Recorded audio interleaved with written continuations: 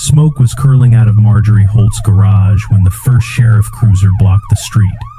Not grill, smoke, electrical, acrid, wrong. Deputies rolled yellow tape across the driveway as 2 state agents dragged a server rack out from beside her solar inverter. She was barefoot, screaming that it was community property, that they were trespassing, that this would all be reversed by morning. No one answered her. Across the cul-de-sac, I stood on my porch, coffee, steady, my lights still on, my system still humming. That's when one of the agents looked at me and said quietly, "Sir, this all started on your connection." Marjorie Holt didn't ask the deputies what they were doing on her property. She told them where they were allowed to stand. "Careful with that cabinet," she snapped, pointing at the inverter like it answered to her. "That equipment regulates shared energy flow. You can't just disconnect it," she said, shared the way other people said mine. Even with the warrant in his hand, one deputy hesitated. That was her real talent, making authority pause. Marjorie ran Coyote Ridge like a utility company disguised as an HOA. She didn't raise her voice often. She issued instructions. People usually followed them. She finally noticed me watching. Her eyes locked onto mine across the street, sharp and immediate, like she'd just found the source of a leak. "There he is," she said loud enough for everyone to hear. "That homeowner has been interfering with community systems for weeks." I hadn't said a word. I didn't need to. Marjorie smoothed her blazer, turned back to the agents, and delivered the line she'd clearly rehearsed. "He's been siphoning power, tampering with data. We have reports." That was the motive right there. Control of the grid, control of the story, control of who got blamed when numbers didn't add up. She believed rules only mattered when they moved in her direction. Everything else was just noise to be overridden. When the agent asked for her administrative credentials, her jaw tightened for half a second. It was the first crack, and she covered it by smiling. The notice hit my door 2 days later, slapped on crooked like it was meant to irritate. Non-compliant energy enclosure. Immediate correction required. No greeting, no explanation, just a deadline and a fine large enough to get attention. Marjorie didn't knock. She never did. She showed up with a clipboard and 2 bored volunteers who stayed a step behind, her eyes down like witnesses who didn't want to be witnesses. She pointed at the steel housing beside my garage, the battery unit I'd installed when I moved in. "That casing isn't approved," she said. "Visual uniformity matters." "It's not visible from the street," I said. She smiled once, thin. "It is now." That night, my exterior lights flickered for half a second, just enough to notice. The next morning, my energy dashboard showed a brief drop in stored power that didn't match my usage. I checked again at noon. Another mismatch. Small, precise. Then came the second notice. Unauthorized load variance detected. Detected by who, it didn't say. I started paying attention. The timing was too neat. The drops always happened when the community relay spiked. When everyone else pulled power, my system took the hit first. At the next HOA walkthrough, Marjorie lingered near my driveway longer than necessary, pretending to review landscaping while her phone stayed open in her hand. She didn't look at me when she said it. Some homeowners forget that shared systems require oversight. That was the word again. Shared. And suddenly it didn't sound neighborly at all. The email arrived at 6:12 a.m., stamped with the HOA seal and marked mandatory compliance. Energy access assessment required. According to Marjorie, the board had voted to temporarily monitor my home's connection to the community relay. A technician would be installing a diagnostics port, non-invasive, she assured me, to verify load integrity. The language was polished, legal sounding, intentionally vague. I didn't reply. By noon, a second message followed. Same subject line, sharper tone. Failure to comply could result in restricted access during peak hours. That was the threat. Not a fine, not yet. Control. That evening, I pulled my own data. Raw telemetry, not the HOA's summaries. What I saw didn't line up. Power was leaving my system in short, aggressive bursts, too clean to be mechanical, too consistent to be random. It wasn't a drain. It was routing. Someone wasn't stealing electricity. They were redirecting it. I checked the relay logs next. That's where the pattern snapped into focus. My node was flagged as auxiliary stabilization, a designation I'd never requested and never approved. It meant my battery compensated whenever the grid dipped. Convenient, invisible, profitable. Marjorie showed up the next morning with a man in a polo shirt carrying a tablet. "Just here to observe," she said, already stepping past the property line. "The board needs transparency." I stood in the doorway and didn't move. "Transparency goes both ways," I said. She didn't answer. She just made a note on her clipboard and tapped her phone twice, like she was closing a file. That afternoon, the HOA website updated. A new policy appeared. Community Energy Oversight Initiative. No vote, no announcement, just authority quietly rewritten. And for the first time, I realized this wasn't enforcement.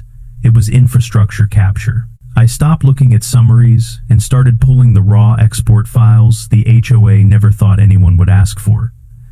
Hour by hour load reports, credit allocation tables, transaction IDs buried 3 layers deep behind the glossy community savings dashboard. That's where the lie finally showed itself. My system wasn't just stabilizing the grid, it was propping it up. Every shortfall, every surge, every moment the community exceeded its own capacity, my battery absorbed the hit, and the HOA recorded the excess as collective output. Output they didn't own, they were selling it. Energy credits bundled and transferred under a shell account labeled CR Operations, routed to a regional broker. Not thousands, not tens of thousands. Over the last 18 months, the total cleared just under 7 figures.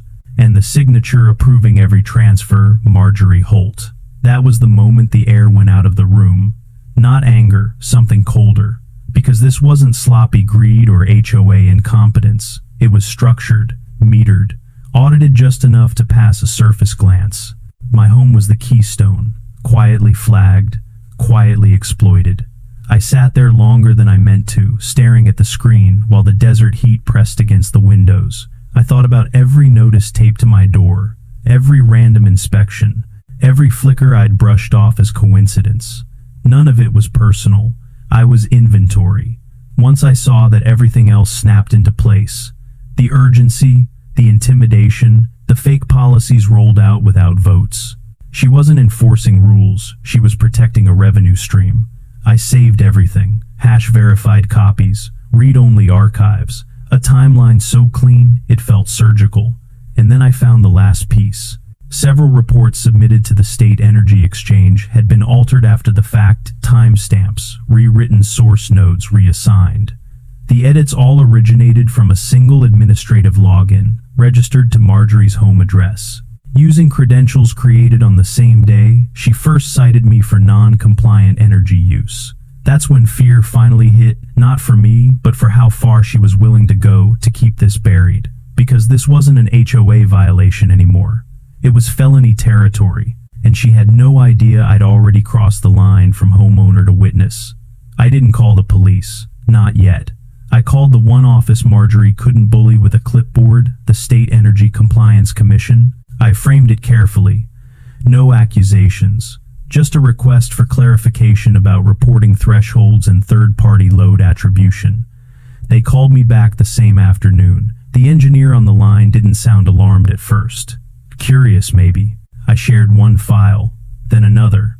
I heard the pause when he opened the raw telemetry, the kind of silence that tells you someone just sat up straighter in their chair. That designation shouldn't exist, he said finally. Auxiliary stabilization requires written consent and independent verification. I never gave either, I said. 2 days later, a certified letter arrived at the HOA office, requesting documentation for recent energy credit transfers. Marjorie responded publicly before anyone else could, an all-community email assuring residents that the inquiry was routine and that no action was required. Privately, she panicked. That night, my logs lit up with activity. Attempts to reassign node IDs, backdated edits, a sloppy overwrite that failed halfway through. She was trying to fix the past in real time. It only made things worse. The commission rejected the HOA's filings within 48 hours. An independent auditor flagged inconsistencies. A county inspector requested physical access to the relay cabinets. Suddenly the language shifted. Words like temporary and clarification disappeared, replaced by discrepancy and unauthorized modification. Marjorie showed up at my driveway the next morning, smiling too fast. "You've caused a lot of confusion," she said. "These systems are complicated. People get nervous." "I didn't change anything," I replied. "I just stopped pretending not to see it." Her smile slipped. "You should be very careful about what you imply." That was the threat. Quiet, measured. That afternoon, the HOA scheduled an emergency meeting, closed session, mandatory attendance, no agenda posted. And just before the notice went out, Marjorie sent one last email to the board. "We need to stay unified. Outside scrutiny will only make this worse." She was right about one thing. There was no going back now. I didn't send the files under my name. I stripped the metadata, scrubbed my identifiers, and assembled a clean packet. Timelines, ledger transfers, relay designations, rejected filings.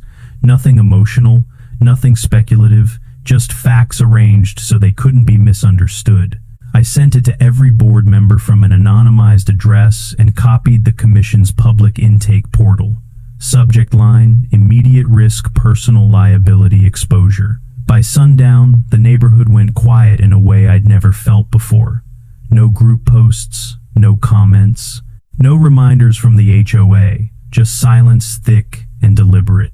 At 8:43 p.m., the emergency meeting notice dropped. Mandatory attendance, in-person only, community center, 24 hours notice. That was the tell. If Marjorie had nothing to hide, she would have waited, scheduled it properly, controlled the room. Instead, she rushed, trying to collapse the timeline before the audit could. My phone buzzed with private messages, neighbors asking if I knew what was happening, one board member asking carefully if I'd noticed irregularities. Another simply wrote, "Are we in trouble?" Marjorie didn't contact me directly. She didn't need to. She filed one last violation instead. Interference with community energy infrastructure. Immediate sanctions pending. The fine attached was the largest, yet enough to threaten lien proceedings if unpaid. I printed it and slid it into the folder with the rest. An hour later, a new log appeared on my system. An attempt to reroute the relay away from my node, entirely clumsy, rushed, incomplete. If it had succeeded, the grid would have destabilized during peak draw. She wasn't just covering tracks anymore. She was willing to break the system to save herself. I shut my access down cleanly, isolated my battery, left the rest untouched. Then I packed one document for the meeting. Just one. The first report she ever altered. The one that proved she'd known exactly what she was doing from the start. Tomorrow night she planned to control the room. She had no idea she'd already invited the people who could end it. The community center felt smaller than usual, packed tight with folding chairs and low voices that cut off whenever Marjorie walked past. She stood at the front table, blazer, crisp posture, perfect fingers, resting lightly on her binder like it was a shield. She called the meeting to order exactly on time. "This session is to address recent misinformation," she said, eyes already sweeping the room. "Certain homeowners have interfered with our energy systems and caused unnecessary alarm." A few people shifted. No one spoke. Marjorie turned toward me without using my name. "We'll begin with enforcement actions currently under review." That's when the doors at the back opened. Two men stepped inside, state badges clipped to their belts, calm, unhurried. The room changed instantly. Chairs scraped. Someone inhaled sharply. Marjorie faltered just enough for everyone to notice. One of the men spoke, voice even. "This meeting will pause." Marjorie recovered fast.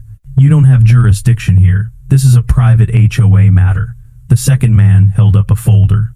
"Not anymore." He glanced around the room once, then back at her. "We're here regarding unauthorized energy credit transfers and falsified reporting." Marjorie laughed too loudly. "That's absurd." But her hand had tightened around the binder, and for the first time, the room wasn't looking at me. It was watching her. The taller agent didn't argue with her. He set a small projector on the table and turned it on. The screen lit up with a single chart, clean, simple, unmistakable. Energy output versus reported credits. The gap was wide enough to draw murmurs from the room. "This is community production as filed," the agent said, tapping the left column. "And this," he tapped the right, "is what was actually generated." Marjorie leaned forward. "Those figures are preliminary." The agent clicked once. A new screen appeared, transaction records. dates, amounts, an account name repeated down the page like a drumbeat. CR, operations, another click. Metadata, edit histories, timestamps, rewritten hours, sometimes days after submissions. The cursor hovered over one entry. Edited from an administrative login registered to this address, he said, reading it aloud. Marjorie shook her head fast. Anyone could have accessed that. Those systems are shared. The agent nodded almost sympathetically and brought up the final file. A device ID, her inverter, her home. The room went silent, not shocked, just stunned, like everyone had reached the same conclusion at the same time. Marjorie opened her mouth. No sound came out. Marjorie pushed her chair back hard enough that it scraped across the floor. "This is a setup," she said, voice sharp, eyes darting to the board. "You all know how complicated these systems are. Numbers get misread." No one nodded. One board member stared down at the table. Another folded her hands like she was bracing for impact. The agent didn't raise his voice. "Ma'am, we're executing a warrant to seize all HOA managed and personally controlled devices used in energy reporting." "That's outrageous," Marjorie snapped. "You can't just..." "You've already consented," he said, holding up a signed document. As administrator, her face drained, she looked around the room, searching for someone to interrupt, to object, to rescue her. No one moved. I stood not to speak, just to step aside as two officers approached her table. She clutched the binder to her chest like it could save her. "This isn't over," she said, trying to sound certain. The agent met her eyes. "It is for tonight." They guided her toward the exit, past the rows of homeowners she'd fined, warned, and silenced for years. No shouting, no drama, just the soft sound of footsteps and the door closing behind her. Someone in the back exhaled. Another person started to clap once, then stopped. The room stayed quiet. The system had finally snapped back into place. No one spoke right away. The room felt lighter, like pressure had been let out slowly instead of all at once. Chairs shifted. Someone laughed nervously, then covered their mouth. A few people finally looked at each other instead of the front table. A woman 2 rows ahead turned around and met my eyes. "I thought it was just me," she said quietly. "The notices, the threats." Another voice followed, then another. Short sentences, half confessions, apologies that didn't try to explain themselves. The board members stayed seated, stunned, like they'd just realized how far they'd been carried by momentum instead of judgment. One of them rubbed her temples. Another kept staring at the empty chair Marjorie had left behind. I felt the tension I'd been carrying finally loosen. Not triumph, not relief, exactly just the absence of something heavy. For the first time since moving here, I wasn't bracing for the next email, the next knock, the next notice taped to my door. Outside, through the glass doors, the desert evening settled into stillness. Inside, the neighborhood exhaled together. A phone buzzed on the table at the front. One of the remaining board members glanced at the screen, swallowed, and put it on speaker without standing. The agent didn't interrupt. "This is counsel for the Conservancy," the voice said, tight and controlled. "Based on what's been presented tonight, all energy credit activity is frozen, effective immediately. The HOA is suspended from managing or aggregating power assets pending review." A murmur rippled through the room. The voice continued. "Restitution exposure is estimated in the low 7 figures. Individual liability will be assessed separately." Someone whispered, 7 figures, like they were testing the weight of it. The agent nodded once. "Criminal charges will be filed. Unauthorized access, fraudulent reporting, financial misrepresentation." No one argued. No one asked questions. The board member ended the call and looked up, eyes glassy. "Effective now," she said, reading from an email that had just arrived. "The Conservancy is barred from reclassifying private energy assets without written homeowner consent, third-party verification, and a recorded community vote." I didn't react. I didn't need to. The rules had finally caught up to reality. And for the first time, the system wasn't pointed at me. Someone at the front asked what happened next. The agent answered by nodding toward the glass doors. Outside, a technician was already waiting, tablet in hand, ready to rekey the relay access. No speeches, no ceremony, just a system being corrected in real time. A board member stood and cleared her throat. All energy assets revert to individual control until further notice. She hesitated, then added, effective immediately. I pulled out my phone and watched my dashboard refresh. One node, one owner. My battery indicator climbed smoothly, steady, and unshared. No spikes, no phantom drains. Around me, people checked their own screens. A few quiet nods passed between neighbors. No cheers, just recognition. This was how order was supposed to feel: boring, precise, fair. Through the window, the last of the flashing lights disappeared down the road. The desert settled back into its low, even hush. No sirens, no shouting, just the faint hum of systems doing exactly what they were designed to do. I capped my thermos and stood ready to go home. For the first time in months, nothing followed me out. In a neighborhood obsessed with control, the real power came back the moment the noise stopped.